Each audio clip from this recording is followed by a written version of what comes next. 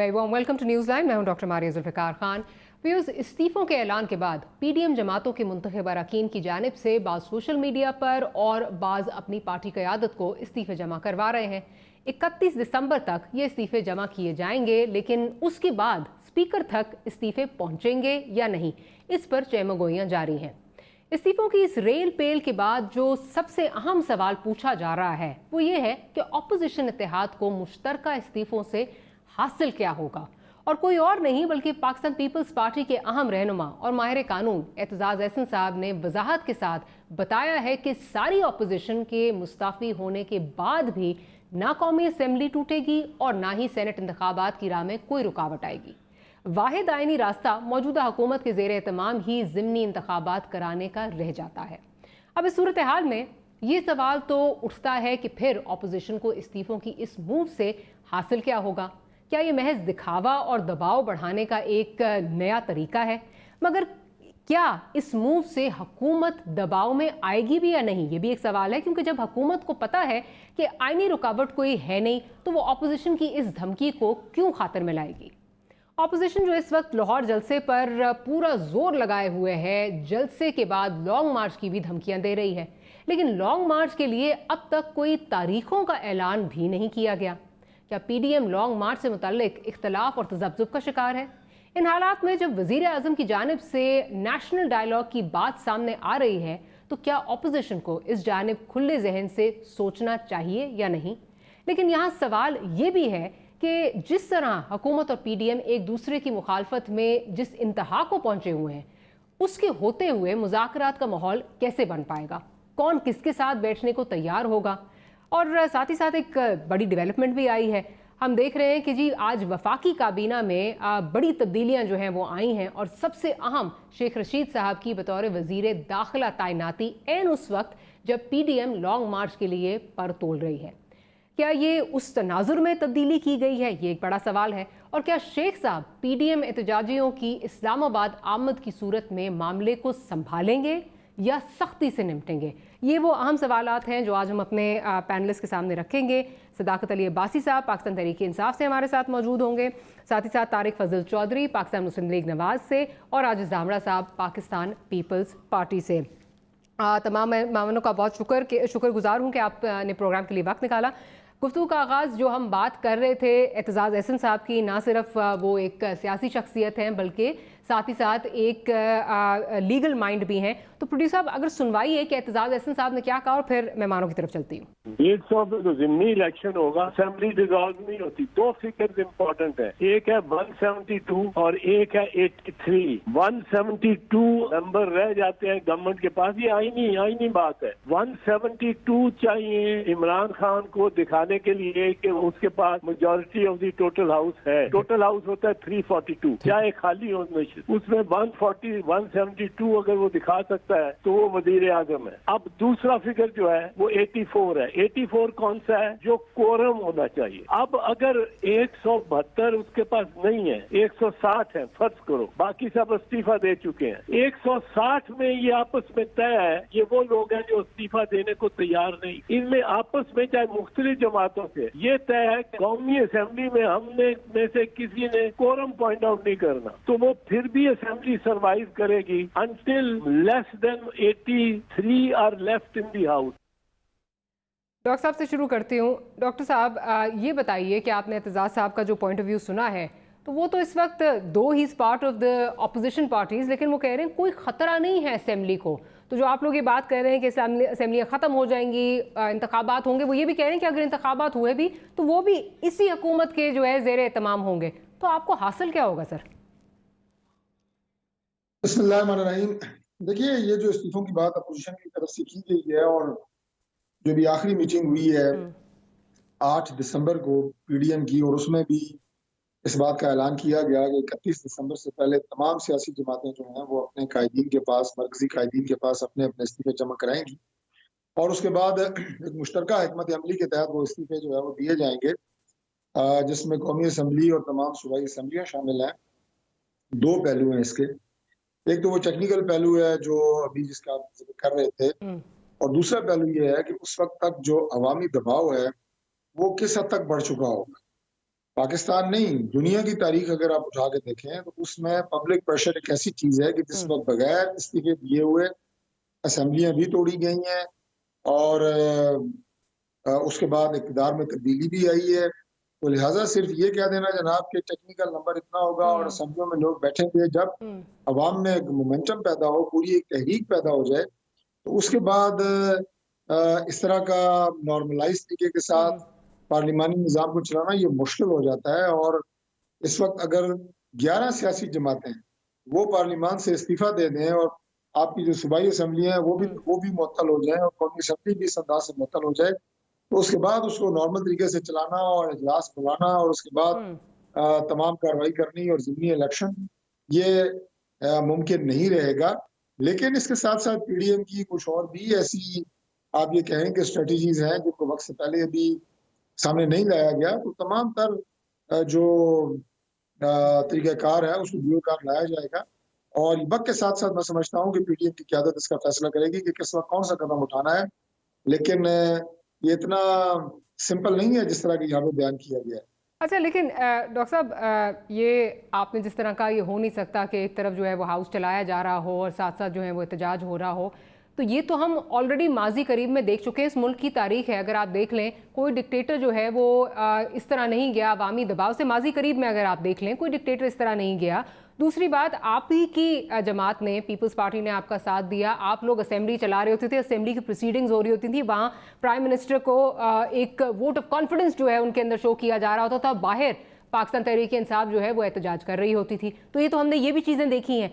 तो इससे ये जो बात है कि जी अवामी दबाव इतना होगा, ये तो आप इस पे काउंट कर रहे हैं। अगर अवामी दबाव नहीं होता तो क्या आप फिर भी इस्तीफे जो है वो देने के लिए तैयार हैं? आप देंगे इस्तीफे? देखिए, अवामी दबाव की जो सबसे बड़ी तहरीक आज के करीब में चली है वो अदलिया बहाली तहरीक थी, जिसमें एक डिक्टेटर ने एक फैसला किया, पाकिस्तान के चीफ जस्टिस को मुअत्तल किया, उसे अपने घरों में कैद किया और उसके बाद उन पे मुकदमा चलाया गया।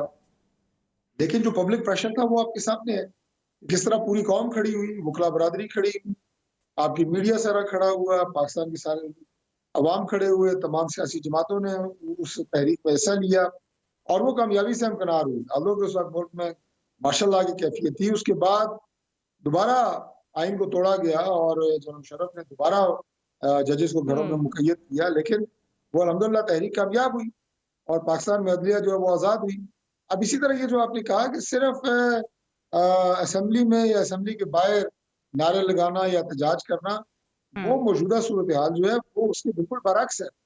इस वक्त जो है, जिस तरह की मैंने आपको कहा कि अदलिया बहाली तहरीक के लिए अवाम पुरअज़्म थे, इसी तरह जिन मसाइल और मसाइब का शिकार पाकिस्तान के अवाम हो चुके हैं और आटा और सब्जी और उसके अशिया खुर्दोनोई से लेके बिजली गैस के बिल और उसके बाद अद्वियात की कीमतों में जिस तरह डाका डाला गया है, ये अवाम कब तक बर्दाश्त करेंगे? और हमारे 80% से अवाम, ज्यादा अवाम जो है वो इससे मुतासिर हैं और वो बराह रास्त इस तहरीक का हिस्सा है और बनेंगे इंशाअल्लाह। और उस प्रेशर के सामने ठहरना ये मेरा ख्याल है कि बहुत मुश्किल होगा। चलिए sir, it remains to be seen. लेकिन आप बात सही कर रहे हैं कि अदलिया बहाली तहरीक तो चली, लेकिन मुशर्रफ साहब जो हैं वो उसके बाद नहीं गए। आहिस्ता आहिस्ता जो डायनामिक्स बनी उसके बाद जो है चीज़ें बदली। ज़रा मैं आज धामरा की तरफ जो है वो चलती हूँ। धामरा साहब, आप ज़रा, आपकी पार्टी में लगता है कुछ कन्फ्यूजन है अभी भी। मैं बिलावल साहब की जो है वो प्रेस कॉन्फ्रेंस सुन रही थी, उनसे जब पूछा गया तो उन्होंने कैटेगोरिकल कोई जवाब नहीं दिया इस्तीफ़ों के हवाले से। उन्होंने कहा कि हम CEC में मामला रख रहे हैं और शायद हम सिंध हुकूमत की कुर्बानी दे ही दें। अंदर से आपकी पार्टी की जो खबरें आ रही हैं, वो लोग तो आपकी जो स्पेशली सिंध से जो लोग हैं वो तो इसके अगेंस्ट आपको एडवाइस कर रहे हैं। तो आपकी पार्टी कर क्या रही है? और वाकई स्टेक्स भी आपकी बहुत ज़्यादा हाई हैं एज कम्पेयर टू अदर्स। देखिए डॉक्टर साहब, पहली बात तो पीपल्स पार्टी जो है वो अपोजिशन का कलीदी किरदार अदा कर रही है और जहां तक इस्तीफाओं की बात थी, पीपल्स पार्टी ने उससे इनकार नहीं किया। मगर इत्तेहाद में मौजूद हर पार्टी की अपनी एक पॉलिसी होती है। तो जैसे अभी आपने एतजाज हसन साहब की बात सुनाई, उन्होंने आईनी नुकात जो है वो बयान किए हैं, मगर उसके बावजूद भी CEC की जो मीटिंग होगी उसमें एतजाज साहब को भी कॉल किया जाएगा और इतने बड़े डिसीजन में पार्टी की जो राय है वो जरूर शामिल की जाती है। और पीपल्स पार्टी की CEC इंतहाई एक्टिव है। जब भी इस तरह कोई मामला होते हैं तो पार्टी के अंदर मशवरा होता है, और ज़ारिया चेयरमैन साहब ने भी इस तरफ इशारा किया है कि हम सीईसी के अंदर उस फोरम में दामना साहब, लेकिन कथा कलामे की माफी चाहूंगी, अगर एतजाज एहसन साहब ऑफ कोर्स उनकी एक स्टैंडिंग है पार्टी के अंदर, उनकी राय जो है वो बड़ी मुकद्दम भी है, लेकिन मुझे ये बताइए कि अगर वो ये एडवाइस कर रहे हैं कि असेंबली चलती जाएगी, तो जो आप आदाफ हासिल करना चाह रहे हैं वो तो नहीं हासिल होंगे। नहीं, देखें, पहली बात तो ये कोई पहला मौका नहीं है कि पार्टी के कुछ रहनुमा जो है वो अपनी राती राय मीडिया में दे देते हैं। मिसाल के तौर पर जब दवाई महंगी हो गई थी, जब खुर्द-ए-नोश की कीमतें बढ़ गई थी, तो खुद फ्लोर पे पीटीआई के अराकीन जो हैं आपको अपोजिशन का किरदार अदा नजर आ रहे थे, और इन्होंने कहा कि जी उनकी जाती राय है, बाकी वो पार्टी का हिस्सा है। तो एतजाज साहब भी जो कभी कभी इस तरह का इजहार करता है, मगर हुकूमत भले चलती रहे। हम कब कहते हैं कि एक दिन रिजाइन आएगी और अगले दिन हुकूमत खत्म हो जाएगी? ये एक प्रेशर बढ़ाएंगे हम, और अवाम के दरमियान जब वो पार्टियां आएंगी असेंबलियों से बाहर आके, तो प्रेशर बढ़ेगा। बेसिकली हम प्रेशर बढ़ाना चाहते हैं। तो आपने इस्तीफे स्पीकर तक पहुंचाने नहीं है, लेकिन आप ये प्रेशर बढ़ाएंगे। हम इनको मजबूर करेंगे कि दवाइयां सस्ती करें। वो जो कमीशन चीनी वाली है, उस पे जो एक रिटायर्ड डीजी एक डायरेक्टर थे इनके FIA के, जो कह रहे हैं कि 400 अरब रुपए का टीका लगाने वाले लोग काबीना में बैठे हैं, उनको बाहर निकालें, अपने चोरों के खिलाफ जो है वो कार्रवाई करें, और KPK के तमाम प्रोजेक्ट जो स्टे ऑर्डर पे चल रहे हैं वो स्टे ऑर्डर खत्म करवाएं। ये तो मुझे वही लग रहा है, जैसे आपने कहा प्रेशर बढ़ाने के लिए है, तो ये इस्तीफे जो हैं ये चेयरमैन साहब तक ही रहेंगे, ये आगे स्पीकर साहब तक नहीं पहुंचेंगे, जैसे माजी करीब में भी हम देखते हैं लटकते हुए और पहुंच रहे हैं कभी। डॉक्टर साहब, ज़ारिया PDM एक इत्तेहाद है, उसमें तमाम पॉलिटिकल पार्टीज हैं, उनकी लीडरशिप है जी।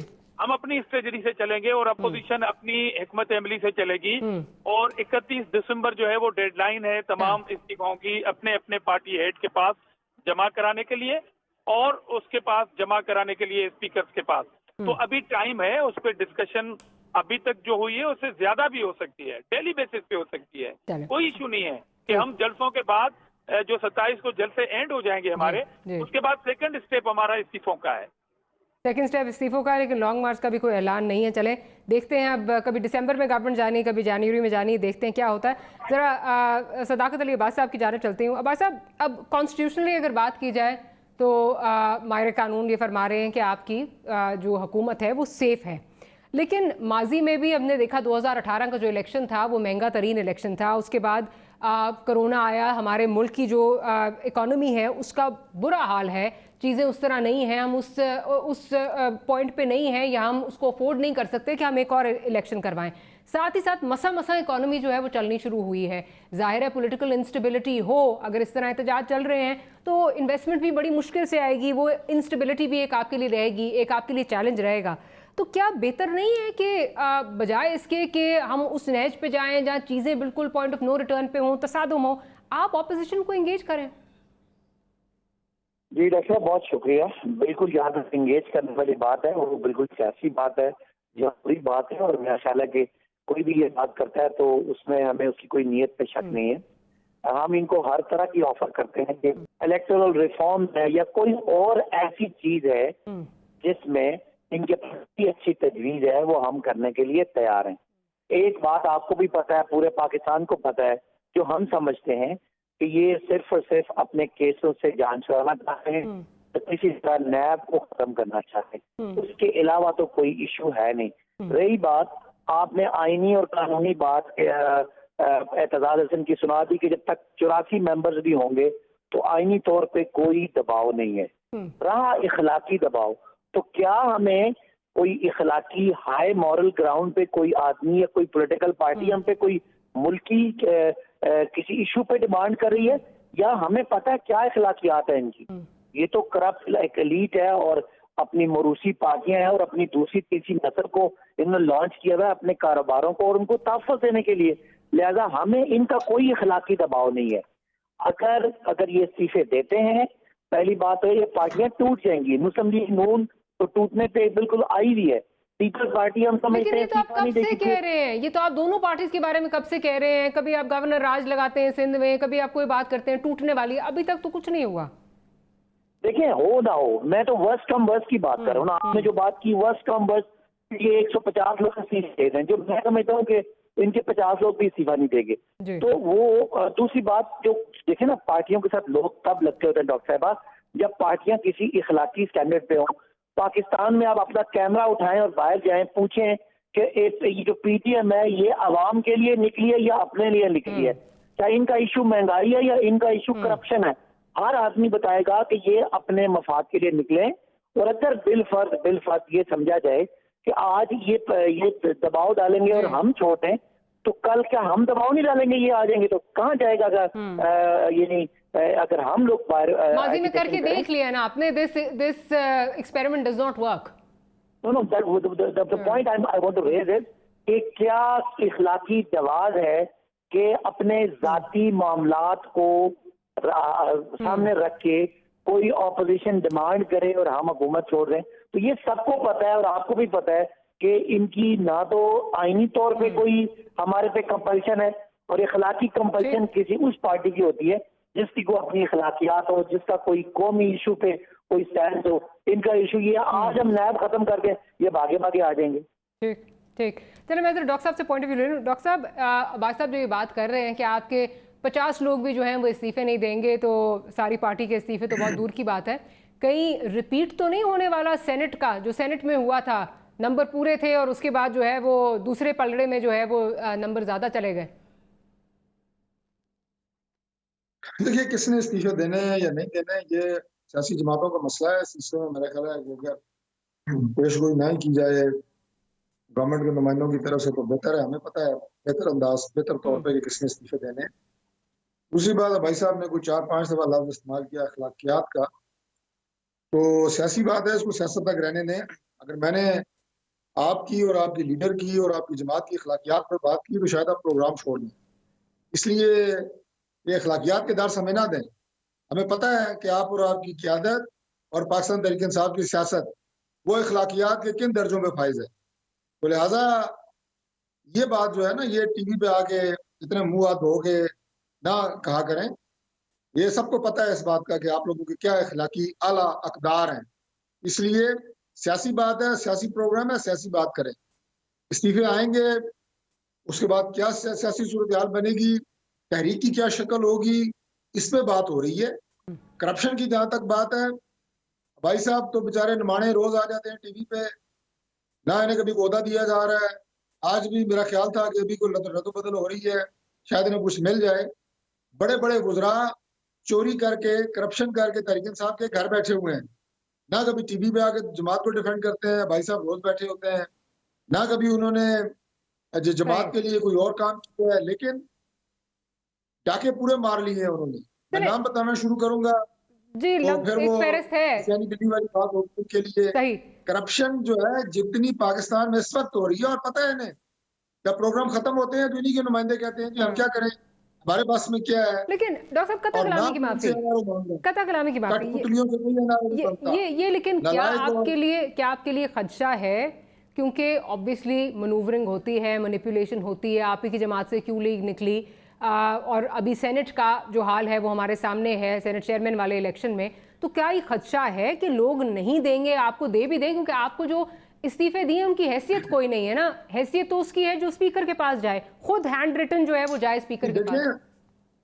ये एक हिकमत अमली है सियासी जमातों की कि एक डेट रखी गई है कि उससे पहले इस्तीफे सियासी क़यादत के पास जमा होंगे, फिर वो दिए जाएंगे।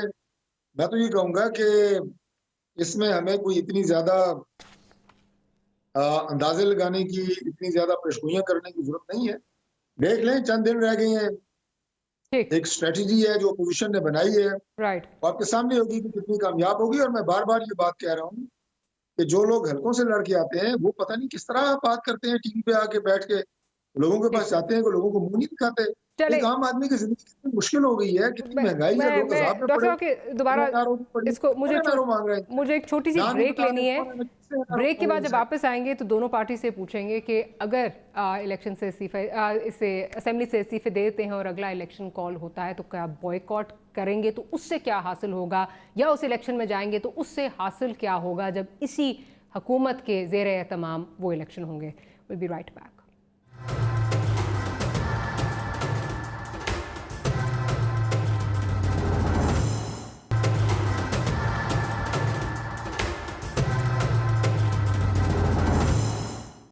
Welcome back after the break. Dhamra साहब की जानना चाहूंगी। धामरा साहब, इस्तीफे आपने दे दिए, चलें उसके बाद नए इलेक्शन कॉल हो जाते हैं।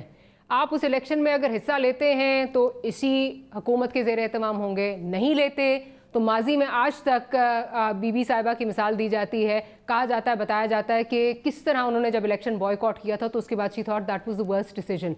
इलेक्शन जैसा भी हो उसमें हिस्सा लेना चाहिए। तो क्या करेंगे फिर, क्या होना चाहिए? और अचीव, फिर अगेन वही सवाल आ रहा है, अचीव इससे क्या होगा? देखिए डॉक्टर साहब, पहली बात तो मैं सदाकत अब्बासी साहब की जो परेशानी है उस पर मुझे उनसे हमदर्दी भी है और हैरत भी हो रही है कि ये वही पार्टी है जिसके कायद कहते थे कि काय की अपोजिशन, काय के डायलॉग ये तो चोर और डाकू हैं, बकौल इनके कि हम करप्ट हैं। तो फिर आप किसको नेशनल डायलॉग की दावत दे रहे हैं और किस पार्लियामेंट की बात करते हैं जो आप कहते थे कि मैं इनसे हाथ मिलाने के लिए तैयार भी नहीं हूँ। तो ये तो देखें, इनकी पीडीएम ने इनको इस निज पे ला दिया है कि अब इनकी जो मासूमियत है और बेचारगी है वो कौम नोट कर रही है कि खुद प्राइम मिनिस्टर जो है वो उन्हीं लोगों को दावत देना चाहते हैं। पहली बात देखें, हम इनको गिराना नहीं चाहते थे, हम इनको कह रहे थे कि खुद आपकी पॉलिसी आपको गिराएंगी। और पाकिस्तान की वाहिद ये अपोजिशन थी जिसने फ्लोरा हाउस खुद बिलावल साहब ने कहा था कि कदम बढ़ाओ इमरान खान, हम तुम्हारे साथ हैं। आसिफ अली जरदारी साहब ने कहा कि 100 दिन नहीं, आपको 1 साल का हनीमून पीरियड होना चाहिए किसी भी हुकूमत को, ताकि आप अपनी पे अमल कर सकें और दे सकें। शहबाज शरीफ साहब ने कहा कि हम आपसे मईशत पे सीओडी करना चाहते हैं, तो इन्होंने मजाक उड़ाई थी कि आप तो हमसे एनआरओ मांग रहे हैं। मैं आपके प्रोग्राम में इनको कहना चाहता हूं कि हम ना एनआरओ लेंगे ना एनआरओ देंगे, और ये सारी चीजें आपकी जो है, ये वजारतें चेंज करने के जो ढोंग है वो सिर्फ आप हमें मजबूर कर रहे हैं कि हम आपको एनआरओ दें, मगर हम एनआरओ नहीं देंगे। कथा कलामी की माफी धामरा साहब, क्योंकि आपने कहा जो वजारतें चेंज कर रहे हैं तो यकीनन आपका इशारा जो है शेख रशीद साहब की तरफ है कि एनआरओ दें। उनके मरासिम बहुत सारे लोगों के साथ बहुत अच्छे हैं as compared to the rest of PTI. क्या आप समझते हैं ये इसलिए किया गया है ना? हाँ। मगर हम रिजेक्ट कर रहे हैं। और दूसरी बात ये है कि इन्होंने कहा कि जी ये करप्ट हैं, ये चलो जी आप हमारे सियासी मुखालिफ हैं, आप हमारे ऊपर लगा रहे हैं इल्जाम, हम आपके ऊपर इल्जाम लगाते हैं, उसकी भी अहमियत तो खत्म कर दें क्योंकि हम आपके सियासी मुखालिफ हैं। DGFIA पाकिस्तान के अंदर गवर्नमेंट सर्वेंट थे जो 15 दिन पहले रिजाइन गए, लेके चले गए, उनको आपने मजबूर किया अपोजिशन के खिलाफ केस बनाने के लिए। उन्होंने खुद प्राइम मिनिस्टर ऑफिस पे इल्जाम लगाया है। एक DG बाजवा साहब हैं जो डायरेक्टर हैं FIA के, उन्होंने कहा कि चीनी कमीशन में 400 अरब रुपए का टीका लगाने वाले लोग जो है वो काबीना में मौजूद है। उनका ताल्लुक तो पीपल्स पार्टी से नहीं है, वो तो आपके उस इदारे के साबिक अफसरान हैं। कम से कम अगर वो झूठ बोल रहे हैं तो आप कोर्ट में चले जाएं, घसीटें, गलत इल्जाम की उनके सजा दें, नहीं तो उनकी जस्टिफिकेशन देनी पड़ेगी। इसलिए ये बात छोड़ दें अब्बासी साहब कि वो अफसरान आपके ऊपर इल्जाम लगा रहे हैं, हमारे कारकुन या हमारे लीडर की बात छोड़ दें। और अभी आपने कहा कि वो जो ज़िमनी इलेक्शन होगा वो हम इनके अंडर में लड़ेंगे। डॉक्टर साहबा, मैं पूरी पाकिस्तानी कौम और खास तौर पर इस खबरनामा PTI को कहना चाहता हूँ, मेरे सदाकत भाई जो हैं इनको पता ही नहीं है कि एक PTI जो बनी गाला में बैठी हुई है उनकी पॉलिसियों से ये खुद बेखबर होते हैं बेचारे। ये खबरनामा PTI है, ये हुकूमत रहेगी नहीं। जब हुकूमत इस्तीफा अपोजिशन देगी, ये हुकूमत रहेगी नहीं, तो इनके अंडर ज़िमनी इलेक्शन होने का कोई सवाल ही पैदा नहीं होता। सर, ये आपकी एक सियासी बात तो हो सकती है, लेकिन अगर कॉन्स्टिट्यूशनली देखा जाए तो कॉन्स्टिट्यूशनली वो चीज नहीं नजर आती। मैं तो कॉन्स्टिट्यूशनली स्पेसिफिकली कॉन्स्टिट्यूशन पे बात कर रही हूँ। नहीं, मैं इनकी कमजोरी की बात कर रहा हूँ कि अभी तो PDM के जलसे हो रहे हैं, ये गिरफ्तारियां कर रहे हैं और नेशनल डालाई की बात कर रहे हैं उन लोगों से जिनको ये डाकू कहते रहे। तो इस्तीफा आए तो ये झटका बर्दाश्त नहीं कर सकेंगे, मैं गारंटी के साथ कह रहा हूँ आपको। सर, लेकिन ये भी इस मुल्क में हुआ है और हमने PTI ने ये हमें जो है ये एक प्रेसिडेंट सेट करके दिया है कि इस्तीफे आए, उसके बाद पीछे जो है वो क्या होता है कि इस्तीफे एक्सेप्ट नहीं करने को कहा गया वगैरह वगैरह। तो ये हर कोई इसी तरह करेगा। डॉक्टर साहब, आप एक क्वेश्चन सदाकत अब्बासी से करें कि आप जो कहते थे कि ये चोर डाकू इस अपोजिशन से मैं हाथ मिलाना पसंद नहीं करता, तो ये नेशनल डालाई को किसको दावा दे रहे हैं? ये तो वही अपोजिशन है, वही लीडरशिप है, चले दावा दे रहे हैं। चले, मेरे वैसे सवाल का आपने जवाब नहीं दिया, या आपने एक सियासी बात कर दी जो आपने कहा कि ये रहेंगे ही नहीं, लेकिन अगर ये रहते हैं तो उन्हीं की ज़ेर एहतमाम जो है वो इलेक्शन होगा। अब ऐसा अगर मैं यही सवाल एक सेकंड सर डॉक्टर साहब से पूछ लूं तो फिर मैं आपकी तरफ आती हूँ, फिर दोनों के जो आपके रिबटल्स होंगे वो आप एक ही टाइम पे दे दीजिएगा अगर इजाज़त दें। डॉक्टर साहब, इसमें अगर इलेक्शन आप बॉयकॉट करते हैं तब भी आप जो है इससे नुकसान उठाएंगे, अगर आप इनके ज़ेरे तमाम इलेक्शन लड़ते हैं तो फिर जो गिलगित बल्तिस्तान का रिपीट है उसी तरह आप जो है वो नजर आएंगी चीजें आपको, तो क्या कि फिर व्हाट्स द वे फॉरवर्ड, किस तरह, क्या फायदा क्या होगा इससे? देखिए ये बात कि कल अपोजिशन इस्तीफे दे उसके बाद ज़िमनी इलेक्शन हो और ज़िमनी इलेक्शन में हिस्सा ले इसी हुकूमत के ज़रिए तमाम इलेक्शन में, ऐसा मुमकिन नहीं है। ये जो पूरी स्ट्रेटेजी मैंने आपके सामने रखी है इसमें कई डॉट्स अभी जुड़ने हैं, कई पजल ऐसे हैं जो भी अपनी जगह के ऊपर आने हैं और उसके बाद पूरी की पिक्चर बनेगी। ये इतना सीधा नहीं है कि जनाब कल इस्तीफे देंगे, परसों इमरान खान साहब घर चले जाएंगे और उसके बाद नए इलेक्शन आ जाएंगे। इसमें बहुत सारी चीजें ऐसी हैं जो भी होनी है वो इंशाल्लाह ताला होंगी। पब्लिक का प्रेशर साथ होगा, एक तहरीक की शक्ल होगी और उसके बाद इस हुकूमत में इतनी जान नहीं होगी कि ये कायम रहे या ये इसके बाद ये ज़िमनी इलेक्शन का ऐलान कर दे। मैंने आपसे अर्ज किया है कि इसके लिए थोड़ा वक्त है, ज्यादा वक्त नहीं है। आप देखेंगे कि सीक्वेंस ऑफ इवेंट्स किस अंदाज से होते हैं और ये हुकूमत सेनेट इलेक्शन से पहले, सर सबसे बड़ी बात सेनेट इलेक्शन से पहले होने वाला है सब कुछ।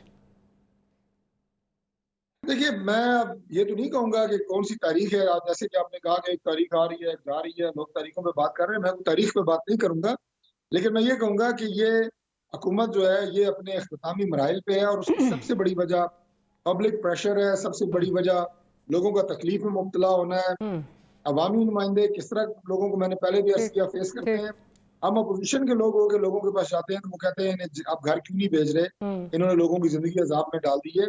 तो लिहाजा अब इनका किसी भी हवाले से गवर्नमेंट में रहना ये इस पाकिस्तान के लिए और इस अवाम के लिए ये मैं ये कहूँगा कि बहुत अफसोसनाक भी होगा और बड़ा बड़ा इस मुश्किल दौर में ये मजीद इजाफा करेंगे। ये अवाम की खैर इनसे आप ठीक है।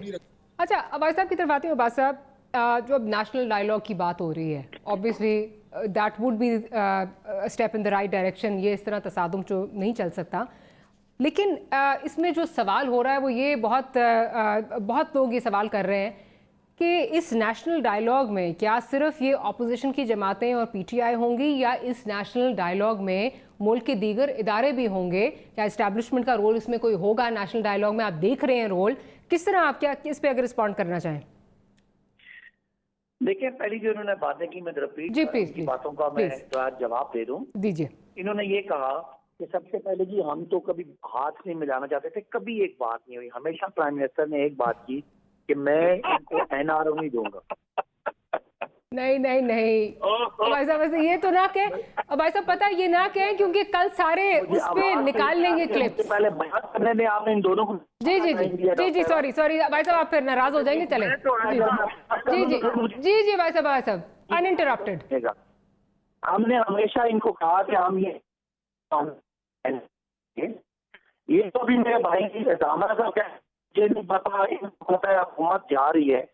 ये कीदर बब्जियां 2018 के जो था हमने ज़िमनी बजट था, उन्होंने कहा जी वो पास नहीं करने देंगे, वो पास हो गया। 2019 से पहले इन्होंने कहा हम सेनेट के इलेक्शन में हमने ये कर दिया, वो कर दिया, वो आपके सामने है, देखो बैटरी एक्सपोज। 2019 का जो बजट था उससे पहले ही हमने धमकियां सुनी, कीदर बब्जियां सुनी, फैक्ट्स में हमने सुनी इनकी बातें, वो ये फ्लॉप हुए।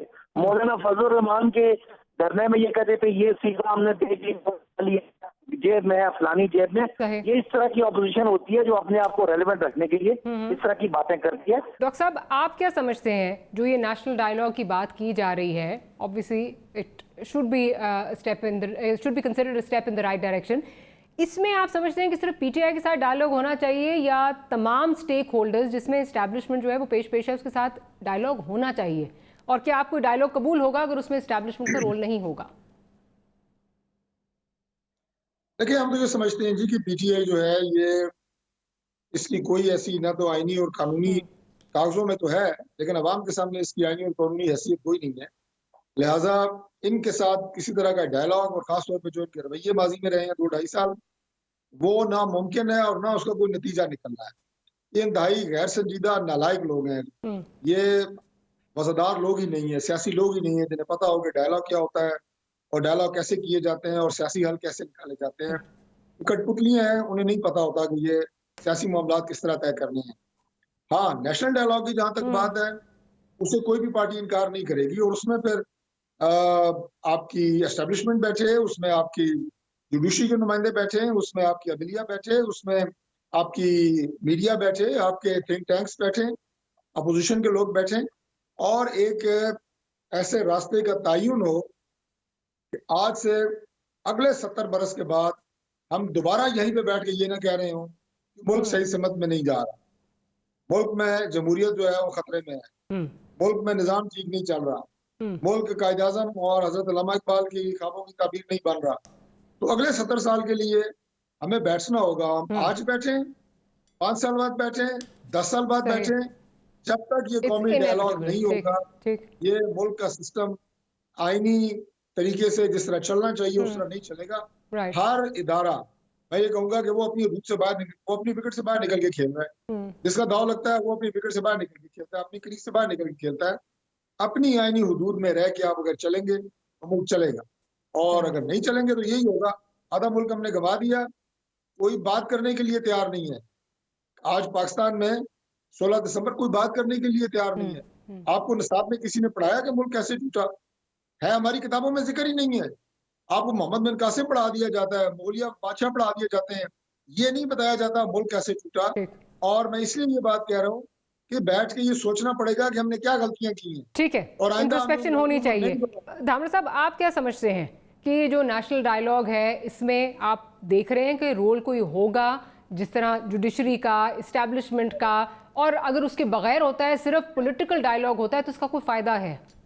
देखिए, पहली बात तो नेशनल डायलॉग की बात prime minister, selected prime minister ने की है, अपोजिशन ने उसको रद्द कर दिया है। इस पे मैं इसलिए मजीद तबसरा नहीं करूंगा कि खुद मेरी पार्टी और अब पीडीएम की क़यादत ने उसको रिजेक्ट किया हुआ है।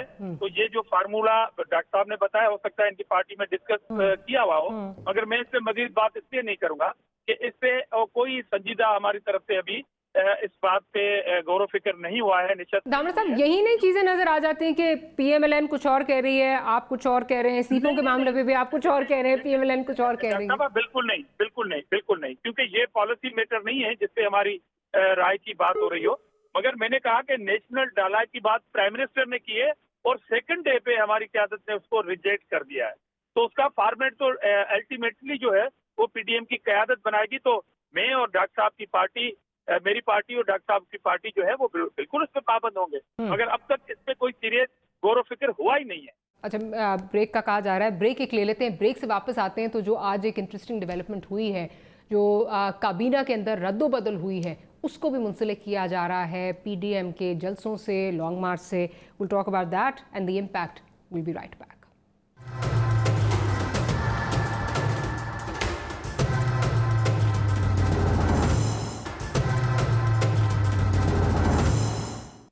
Welcome back after the break. और अब्बासी साहब मेरे ख्याल है हमारे साथ इस वक्त मौजूद हैं। अब्बासी साहब, क्या अब आप मुझे सुन पा रहे हैं?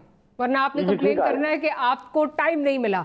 अब्बासी साहब, हम नेशनल डायलॉग की बात कर रहे थे, प्राइम मिनिस्टर साहब की तरफ से ये तजवीज़ आई है, इसमें कौन कौन इस नेशनल डायलॉग का जो फॉर्मेट होगा वो क्या होगा? क्या सिर्फ ये पॉलिटिकल फोर्सेस हैं या उसमें दीगर स्टेक होल्डर्स भी इसका हिस्सा होंगी? देखें डॉक्टर साहब, वैसे तो दीगर फोर्सेस के बारे में शिकवा तो इनको होता है, तो हम तो समझते हैं कि नेशनल डायलॉग है, नेशनल लीडरशिप है, पार्लियामान इज द बेस्ट वेन्यू, वहां पे आ जाएं। हमारे पास कमिटीज बनी है, इसके अलावा कोई स्पेशल कमेटी बनानी है। स्पीकर जो है वो एक न्यूट्रल एक ऑफिस है, वो कमेटी बनाए, उसमें डायलॉग करें, जिन जिन इश्यूज पे डायलॉग करने उसमें कोई एतराज नहीं है। हम तो बार बार एक ही बात कर रहे हैं कि ये अपने केसेस को हटके कौमी इशू पे, इकोनॉमी पे, कोरोना पे, इलेक्टोरल रिफॉर्म पे प्राइम मिनिस्टर डायलॉग का हिस्सा होंगे या वहां पे भी शाह महमूद साहब या चीफ ऑफ आर्मी स्टाफ को भेज दिया जाएगा? देखिए, ये डिपेंड करता है कि किस लेवल कोई, हमारा को पर्ची वाला तो है नहीं कि पूछ के बात करेगा या पहले 10 बंदे बिठाएगा और फिर बात करेगा। हमारा प्राइम मिनिस्टर एक्सटेम्पोर बोल सकता है, दुनिया के बड़े से बड़े। फिर इसमें तकरीर करने की बात नहीं है, इसमें बात यह है कि इंटरेस्ट की बात ना, हम तो तकरीर की बात नहीं कर रहे, हम तो बात minister does not need to get permission from somewhere to decide. I did not say कि परमिशन चाहिए। मैं तो, आप मेरी बात ही नहीं समझे। मैं कह रही हूँ कि जो नेशनल डायलॉग होगा, क्या प्राइम मिनिस्टर साहब उसमें हिस्सा लेंगे या वहां पे भी ये रिस्पॉन्सिबिलिटी किसी और को सौंप दी जाएगी जैसे माजी में हुआ? ये सारी बातें इट डिपेंड्स कि किन किन इश्यूज पे प्राइम मिनिस्टर की जरूरत है। करने की बात यह है कि ये मैं आपको हम आपको बारहा बताते हैं, national dialogue is the chief executive of the country. मुझे भी बोलने देना। जी जी सर बोलिए। माजी में बैठे हैं, इन्होंने हमेशा सामने ये नैब केसेस और एनआरओ ले आते हैं। अगर ये कोई सी कौमी इशू पे बात करेंगे तो क्यों नहीं बात होगी? हम भी तो मुल्क ठीक करने आए ना। अगर मुल्क ठीक करने के लिए इनके पास कोई विजन है, कोई रास्ता है, कोई अप्रोच है, तो उसको वेलकम करते हैं। लेकिन अब बदकिस्मती ये है, फैटफ हो कोई अगर कोई भी कौमी इंटरनेशनल इशू हो, ये दरमियान में नैब को ले आते हैं। नैब बड़ा तंग करता है। हालांकि केसेस जो है वो इन दोनों ने एक दूसरे पे बनाए, करप्ट इन दोनों ने एक दूसरे को कहा, तो अब आप भी बना दोनों ने एक दूसरे का इंतकाम लेने का लूटी हुई दौलत वापस करने की सारा गिला ये हम पे कर रहे हैं। चले मैं फिर इसको ना ही समझूं प्राइम मिनिस्टर साहब के हवाले से, लेकिन चले एक चीज़ बता दीजिए क्योंकि आपको टाइम फिर आप कहेंगे नहीं मिल रहा उस तरह, जो आज रद्दोबदल हुई है काबीना के अंदर, शेख रशीद साहब, इट्स अ नोन फैक्ट कि दोनों पार्टीज़ के साथ उनके अच्छे मरासिम, दोनों पार्टीज़ के लोगों के साथ उनके अच्छे मरासिम हैं। क्या शेख रशीद साहब की जो तैनाती है वो इस लॉन्ग मार्च से उसका कोई कनेक्शन है, या ये एक रूटीन की प्राइम मिनिस्टर साहब बड़ी देर से सोच रहे थे तो उन्होंने कहा कि रद्दोबदल कर दी जाए? देखिए आप शेख रशीद साहब को मेरा नहीं ख्याल कि इनसे बहुत अच्छे ताल्लुकात हैं या कोई ये चीज इतना मैटर करती है पीडीएम जिसके लिए इमरान खान साहब मैटर करती है। अब आपको बीच में मीडिएटर्स की जरूरत तो पड़ेगी ना, जैसे मीडिएटर शेख रशीद साहब को, उसके लिए वो वजीर पहले नहीं थे क्या? ये जो बातें कर रहे हैं शेख रशीद तो पहले से मेरे इंटीरियर मिनिस्ट्री किस तरह हैंडल करनी है अगर ये आए? जाहिर है शाह साहब का एक तरीका और होना था, उन्होंने तो पहले एक धमकी दे दी थी लास्ट टाइम, मैं टांगे तोड़ दूंगा देख लूंगा, तो वो जिस तरह का है, और ऑब्वियसली शेख साहब एक नर्म मिजाज है उनका, जरा ओवर डिस्कस ये हो गया। तो फिर क्या वजह क्या हुई? क्यों शेख साहब को क्यों इतना अच्छा परफॉर्म कर रहे थे? वो अपनी अप्रोच है, और ये उसमें एक हफीज शेख साहब का वो इशू था, उनको वजीर बनाना था। दूसरा प्राइम मिनिस्टर की अपनी अप्रोच है, वो आप 3-4 दफा टीमें बदल चुके हैं, तो इसमें मेरा नहीं ख्याल कि आपको कोई पीडीएम की इतनी रेलेवेंस है या इतना ये इम्पोर्टेंट हो गया कि इनको डील करने के लिए हमें दूसरी वजीर चाहिए। मैं ये आपकी अपनी स्पेकुलेशन है, अदरवाइज पीडीएम की या इस पॉलिटिकल ग्रुप की जिन्होंने पिछले 40 साल मुल्क को डुबोया है, कोई भी इनको सीरियस लेता नहीं है, क्योंकि ये पार्लियामान में है। आप उनको बदकिस्मती से पार्ट ऑफ द सिस्टम, इनको सुनना पड़ा है। अदरवाइज ना इनके पास कोई मशवरा है, ना इनके पास कोई तजवीज है, और ना देने का। भाई साहब वैसे ये तो बड़ी मजाहिया बात है, आप सीरियसली नहीं लेते, लेकिन हर जगह पकड़ धक्कड़ इस वक्त हो रही है। वो बेचारा डीजे भट्ट भी रो रहा है, क्या क्या आप बात कर रहे हैं, चले उसको छोड़े। मैं जरा डॉक्टर साहब मुझे ये बताइए, शेख रशीद साहब की जो तैनाती है, आप क्या समझते हैं कि क्या ये बिकॉज उतने सख्त नहीं है, सख्त मिजाज नहीं है, फ्लेक्सिबिलिटी है उनमें, जिस तरह एजाज शाह साहब की थी, उनमें एक तलखी एक आ सकती थी अगर तसादुम की कैफियत बनती और उस तरह हैंडल नहीं कर सकते शायद, आप किस तरह देख रहे हैं? जो आपने अभी मल्टीपल क्वेश्चंस किए उसमें आपने हुकूमती जो तर्जुमान है भाई साहब उनका रवैया आपने देखा है, यानी मुझे ऐसे लग रहा था जैसे अब दीवार से टक्कर मार रही हैं। भाई मैं ना मानूं, मैंने नहीं मारना, उनकी पॉलिसी है, मैंने नहीं मानना। आप इस वक्त कहें दिन है, वो रात है, वो कहेंगे नहीं दिन है। तो लिहाजा प्रोग्रामों में इतनी इनके साथ वक्त गुजारना मुश्किल हो जाता है, आप यकीन करें। इस तरह का इनका रवैया है, जिद है, और स्याह को सफेद बनाना है, सफेद को स्याह बनाना है। मुझे तो समझ नहीं आ रही कि हुकूमत के लोग ये कर क्या रहे हैं, कि किन दलाइल की बुनियाद पे ये प्रोग्रामों में आते हैं, क्या ये गुफ्तगू करते हैं। बहरहाल अल्लाह खैर करेगा, वक्त थोड़ा है इनका। ये जो बात आपने की है जी, देखें ये जहां तक तो ताल्लुक है इस बात का कि कॉन्स्टिट्यूशनल किसका प्रेरोगेटिव है, यकीनन वो प्राइम मिनिस्टर का प्रेरोगेटिव है। और ये जो पै दर पे तब्दीलियां हो रही हैं काबीना के अंदर, ये भी बुनियादी तौर पे उस फ्रस्ट्रेशन का और उस नाकामी का एतराफ है जिससे हुकूमत गुजर रही है। और ये एक नहीं, मुतअद्दिद गुजरा को ट्राई कर चुके हैं, और उन गुजरा को जिनके बारे में माजी में वज़ीर आज़म ने वो अल्फाज इस्तेमाल किए जो कोई भी सियासी शख्सियत दूसरी शख्सियत के लिए इस्तेमाल नहीं कर सकती। यानी उनको अपनी तरफ से हकारत आमेज जुमले, हकारत आमेज अल्फाज कहे गए, आज उन्हें सर पे बिठाया जा रहा है। और तब्दीलियां भी इस अंदाज से हुई हैं कि जिस तरह आप ये कहें कि बंदा वो नहीं कि जैसे हाथ से रेत गिर रही होती है और इंसान की काबू में नहीं होती, मामलात इनके हाथ में नहीं है। बुनियादी तौर पे इन्हें समझ नहीं आ रही कि हम हालात को कैसे काबू करें, अवाम के सेंटीमेंट को कैसे कंट्रोल करें। इनकी पूरी तवज्जो ये अपने मीडिया पर्सन्स के ऊपर है, अपने मीडिया सेंटर के ऊपर है कि उन्हें इंफॉर्मेशन फीड दें, उन्हें छोड़ दिया जाए मीडिया पे जाके जनाब वो हलल मचाएं, शोर मचाएं, दूसरों को बात ना करने दें, अपोजिशन पे इस तरह की तंज़ो तज़ीक, गालियां, ये इनकी टोटल स्ट्रेटेजी है। मैदान में अमली तौर पे कुछ करना, पाकिस्तान को बनाना, अवाम की फलाह बहबूद करना, ये इनके एजेंडे में रह ही नहीं गया। इनका एजेंडा सिर्फ मीडिया पे है कि आपने कैसे अटेंशन डाइवर्ट करनी है, कैसे आपने अवामी मसाइल से लोगों की तवज्जो हटानी है, और उसमें मैं समझता हूँ कि ये लगे हुए हैं। चलिए आपका पॉइंट आ गया बिल्कुल, क्योंकि आखिरी 1 मिनट रह गया है। तामरा साहब, आपने तो कहा कि हमने इसको रिजेक्ट कर दिया, बट आप समझते हैं कि हुकूमत की तरफ से एक तरह से कोशिश है कि कुछ चीज़ों को सुलझाव की तरफ शायद लेके जाया जाए? क्योंकि ये भी खबरें आ रही हैं कि मैसेजेस हुकूमत को ये दिए गए हैं कि आपने चीज़ें संभालनी हैं, आपने इत्तेहादियों को संभालना है, हम नहीं कुछ करेंगे। देखिए डॉक्टर साहब, पहली बात तो यह है कि झूठों और यू टर्न की चैंपियन हुकूमत का मौक़िफ़ अभी आपको सदाकत अब्बासी साहब के लहजे में, गुफ्तगू में पता पड़ गया। जो मैंने आपको कहा था ना कि हम इनको सीरियस नहीं लेते, हमने रिजेक्ट किया है, यही बातें हैं। और पहली बात तो इनको पता भी नहीं है कि नेशनल डायलॉग इनकी ज़ात तक है, इमरान खान से शुरू इमरान खान तक खत्म है, या इनके चंद इत्तेहादियों तक मुश्तमिल है। अभी तक तो कोई फॉर्मेट भी इन्होंने नहीं बनाया, हालांकि इनको फॉर्मेट देना चाहिए था। और दूसरी बात, ये जो वजारतों की तब्दीली ही ना, ये इनकी नाकाम पॉलिसी की अक्कासी करता है। और 3 मरतबा इनकी वजारत दाखिला चली गई, और शेख रशीद तो चिल्ला के कहते थे कि मैं बड़े रिफॉर्म्स ला रहा हूँ रेलवे में, इसलिए मैं रेलवे को नहीं छोड़ूंगा। क्या प्राइम मिनिस्टर उस रिफॉर्म्स में रुकावट बन गए? उसको नहीं छोड़ना चाह रहे थे, या वो खुश नहीं थे कि शेख रशीद अपनी वजारत में रिफॉर्म्स लाए? तो ये क्या गुफ्तगू कर रहे हैं? देखें, लेकिन आपको लग क्या रहा है, शेख साहब को किसी बड़े मकसद के लिए पीडीएम से मुज़ाकरात के लिए, और जाहिर है एक बड़ी इंपॉर्टेंट मिनिस्ट्री दी गई है, और वो डायरेक्टली इन्वॉल्व होगी जब ये जलसे जुलूस और इस्लामाबाद की तरफ मार्च होगा?